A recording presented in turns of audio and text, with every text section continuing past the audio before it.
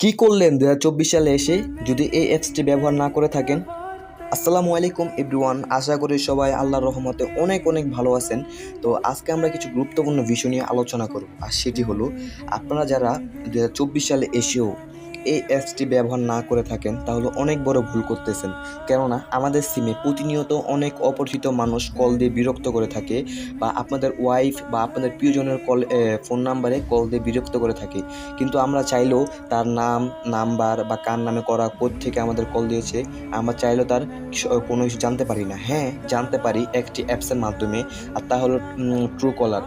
But হ্যাঁ, Truecaller আমাদের জন্য ভালো না, কেননা ট্রুকলার আমাদের ফোনের সব তথ্য চুরি করে নিয়ে যায়। এখন আরেকটি উপায় আছে আপনারা কীভাবে বের করবেন, আর সেটি হলো আপনারা প্লে স্টোরে যাবেন। প্লে স্টোরে আসার পরে এখানটি ক্লিক করবেন। ক্লিক করার পর আপনারা এখানে সার্চ করবেন টেলিগ্রাম।